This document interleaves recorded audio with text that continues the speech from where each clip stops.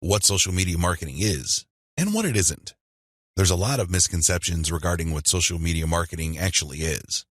In fact, when you come across people who call themselves social media marketing consultants or practitioners, chances are very high that they will give you different definitions. Part of this is due to the fact that there are many different points of emphasis when it comes to social media marketing. Some people focus on the content. Others pay more attention to the network that the content is going to be addressed to. Others give more of their focus to social engagement. Naturally, to the layperson, social media marketing is a big question mark. I understand if you're confused at this point. In fact, you may be so confused that you try to simplify things in your head and end up focusing on how to get as much traffic for as little effort as possible. That is precisely how a lot of online entrepreneurs and marketers approach social media marketing. Sadly, that is a one-way ticket to failure or disappointment. It's not just going to work out sooner or later. With any kind of project, you have to have the right definition. Otherwise, you're making things harder on yourself. Depending on the definition you go with, you might have all sorts of expectations.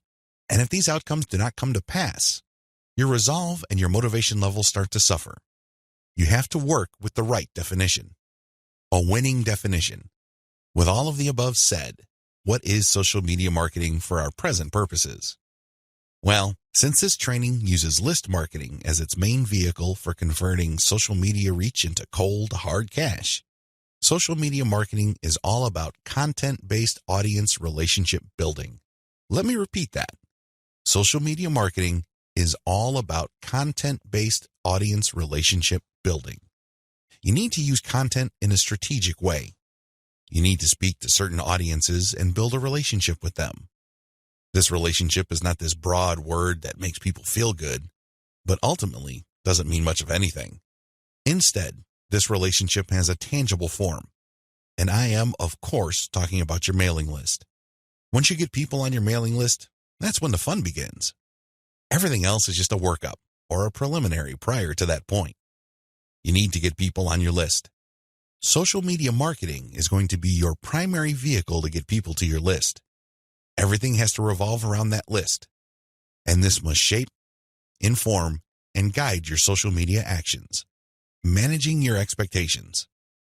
A content-based audience relationship approach to social media marketing sets different expectations compared to other ways of defining this type of marketing. When you read the typical social media marketing book, for example, How to Dominate Twitter, the focus is on traffic. Unfortunately, if that is your main goal, you end up with a the more the better mindset and you feel really depressed at the end of the day because the traffic doesn't come. Even if it does, there's not going to be enough of it. You have set yourself up to fail. When you use a content-based audience relationship building approach to social media marketing, your focus is on getting the right content in front of the right eyeballs to build the right levels of trust. This is a long-term game. It is definitely a marathon, not a sprint. Since that is your expectation coming in, you position yourself for a long-term victory. You're not going to be the typical failed social media marketer who jumps into the game with both feet, only to find out that the traffic simply isn't there. So what do? That's right, they quit. Manage your expectations by focusing on the right definition and you will be okay. The worst thing you can do right now is to sabotage any chance of future success by defining the problem the wrong way and filling your mind with all the wrong expectations. Social media marketing can build brands if. Now that we've defined social media marketing, the next step is to focus on the end result of this content-based audience relationship building approach. If you do everything right, you walk away with a brand. And let me tell you, that is the best asset you will ever have. Now, in terms of real-world traffic, you may get a low to moderate level of traffic, but if you build a solid brand, that traffic is all you need. That is qualified traffic. These are not random people just blindly clicking on links out of curiosity. These are people who are actually interested in whatever it is you are trying to sell. They want to truly learn more. They want to build a relationship with you because they want to know what you're about, like what you have to offer, and eventually trust whatever it is you are pushing. These are real people, and this is only possible if you build a solid brand. You have to deliver solid value. I wish I could tell you that content marketing is enough to do it. I really wish I could say that, but that is not true. That only explains part of the situation. Sure, you have to deliver content that people truly are interested in, but at the end of the day, when they join your list, they are expecting and deserve value. That's how you build a solid brand. When people join your list, they will quickly find out that they did not waste their time because you send high-quality updates that actually add value to their lives. Social media marketing can explode the rate at which brands are formed. That's why a lot of people are ranting and raving about social media marketing. But a lot of them are clueless as to how to build a solid brand. Most of the time, they just stumbled into it. I'll let you in on the secret. It's all about content-based audience relationship building. There are many different parts to that equation, and I'm going to walk you through them in a practical way in the following videos. In this section, I just want you to wrap your mind around the definition and the expectations that flow from it. This is how we tightly define the project that you're going to embark on. Anything less, chances are, you're going to beat yourself up unnecessarily because you just had unrealistic expectations. This is not one of those get-rich-quick schemes. This is not one of those overnight success stories. This requires real work. This is the real deal. Are you ready for the journey? Great. Let's get on to video 2. 8 reasons why you need to do social media marketing. Just to be sure, if you are in any way, shape, or form unclear as to the value of social media marketing, here are just 8 reasons why it needs to be part of your comprehensive online marketing plan. Maybe your current plan puts more emphasis on search engine marketing. Maybe you're currently focused on outreach. Well, those are all well and good. But to really round things out and add a lot more value to your current online marketing campaign, social media marketing has to be part of the equation. It doesn't have to take center stage. It doesn't have to be your overarching priority, but it has to be a part of the total mix. Here are just 8 of the thousands of reasons why your company, regardless of its size, needs to do social media marketing. Reason number 1, social media's huge direct and viral reach. If you build a solid page on Facebook, you develop a direct reach. This means that a certain percentage of people who like your page will see your updates.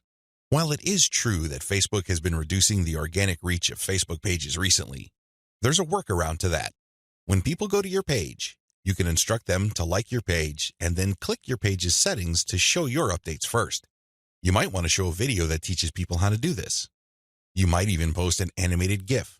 Whatever you do, clue people in that they can fix their settings to see your updates first. Now, for people that take the time and bother to do this, you have to offer content that is really valuable. This puts the onus on you.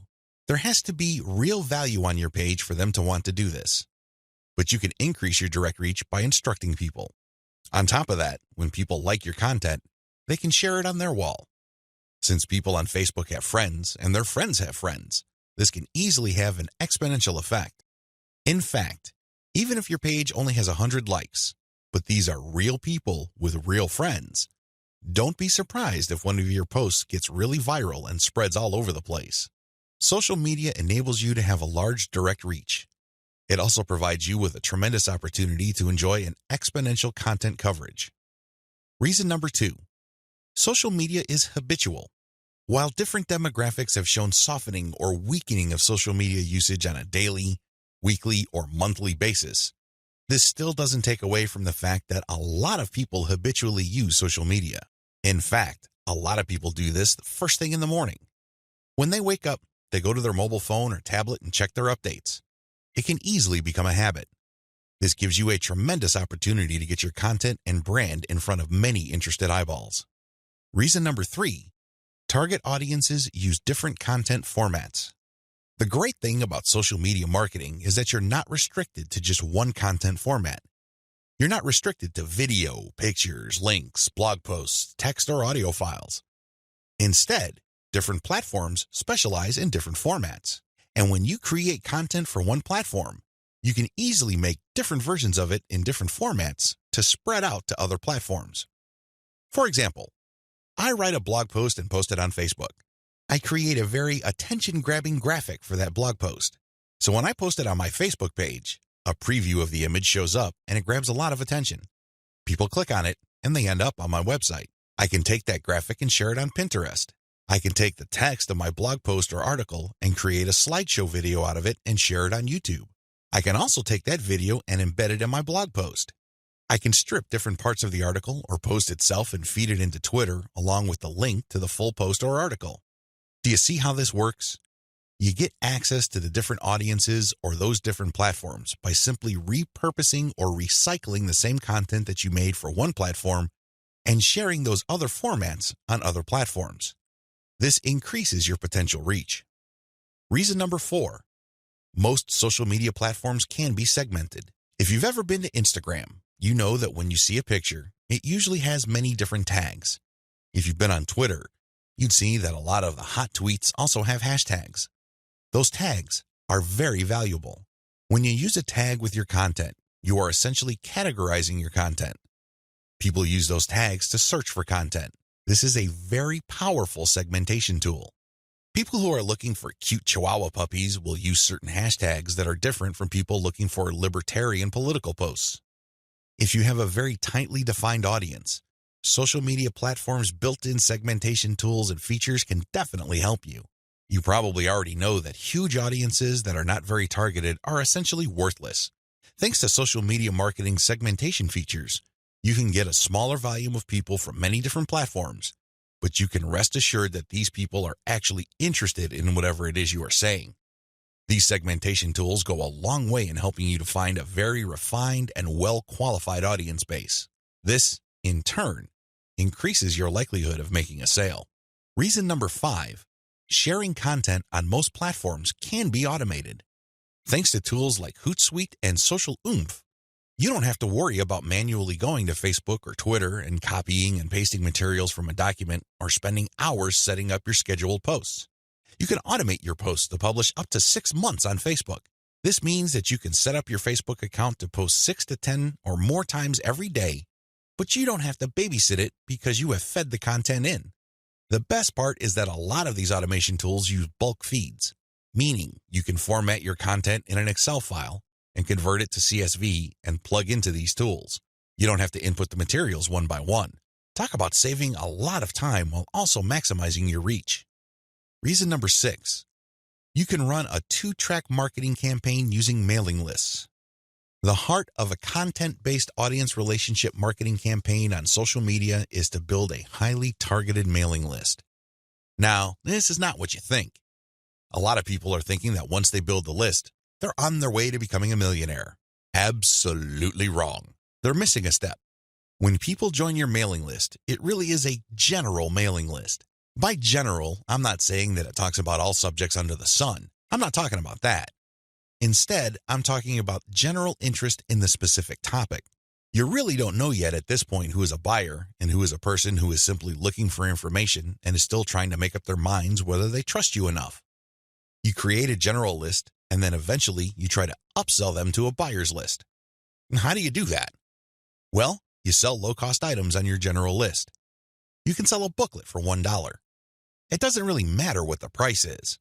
It has to be very low because what you're really trying to do here is that you're trying to give people a means to identify themselves as a buyer, and you want to make it as smooth and easy as possible. $1 is almost an afterthought to most people. They won't think that it's too painful to buy your product. But once they get to your buyer's list, you eliminate them from your general list, and now you have a pure list of buyers.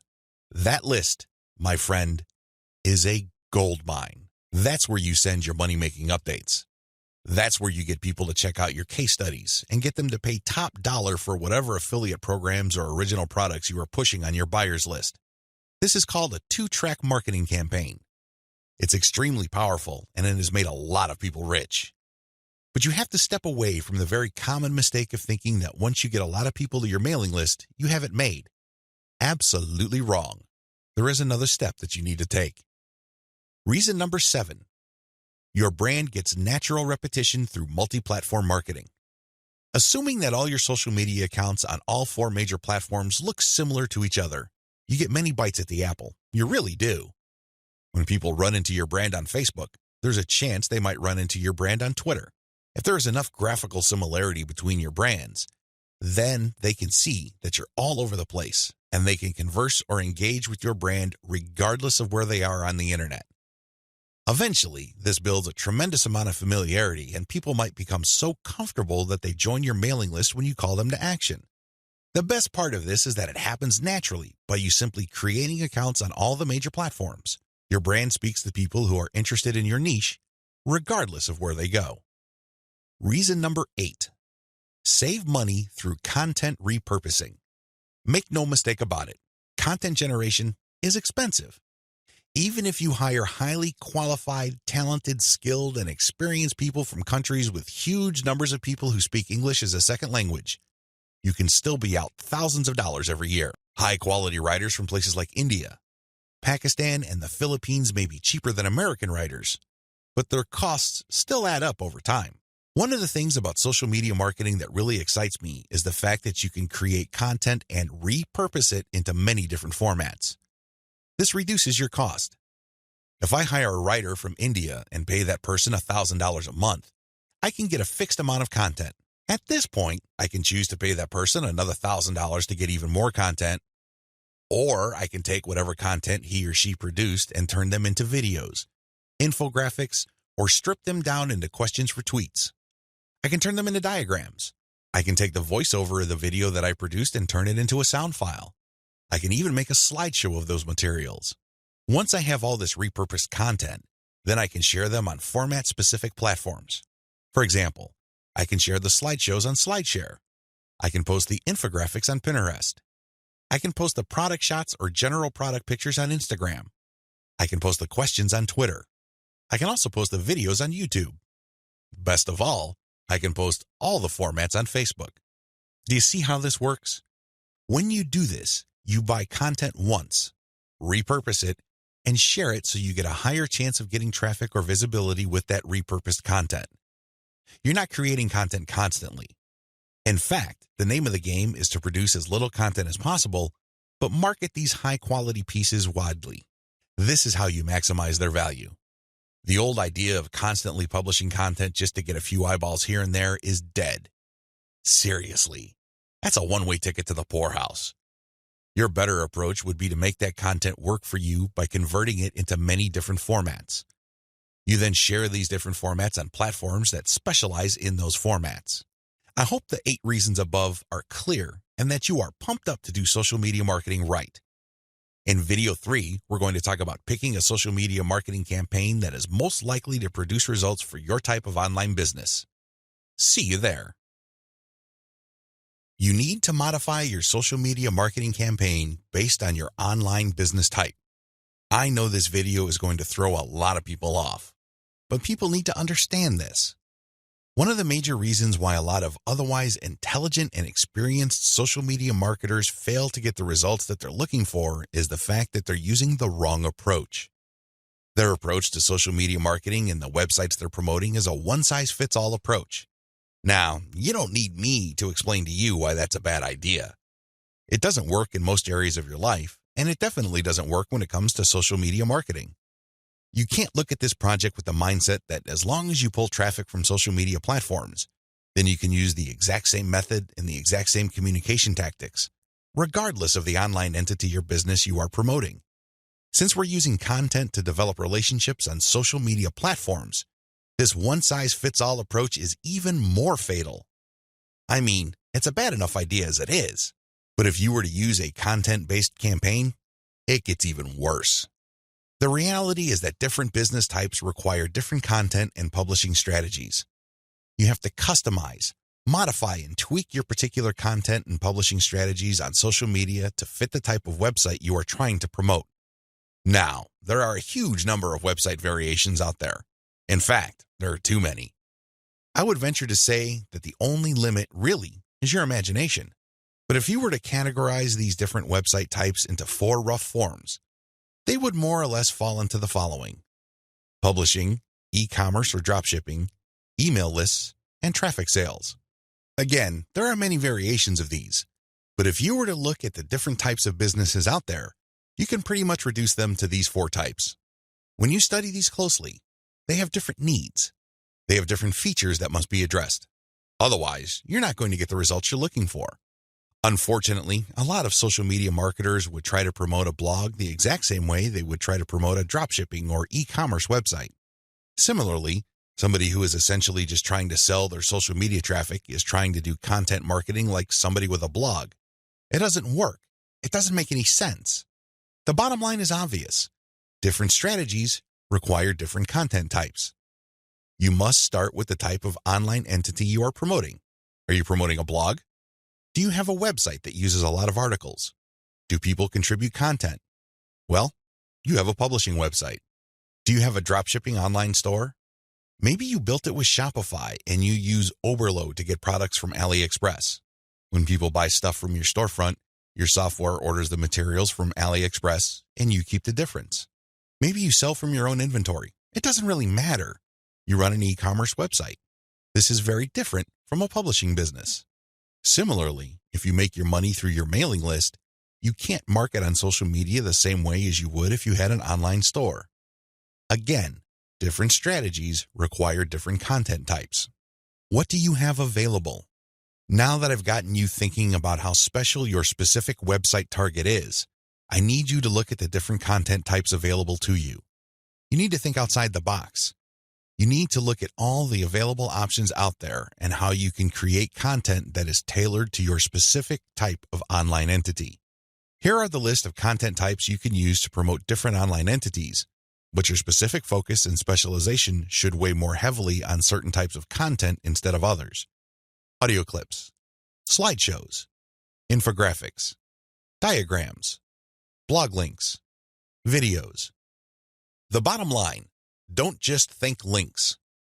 It really freaks me out.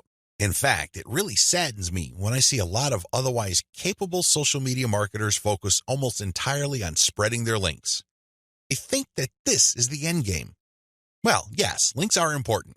I can see where they're coming from because when people click on a link, that's instant traffic. But you have to understand that depending on the type of target site you are promoting, you would build a tighter brand if you share different types of content. In many situations, you probably would be better off sharing more audio or infographics and diagrams than if you were sharing naked links because people are bombarded with links every single day. You have to pay your dues. You have to become familiar enough to your target audience members using these different content types for them to eventually trust you enough to click on your link. Unfortunately, a lot of people have this in reverse.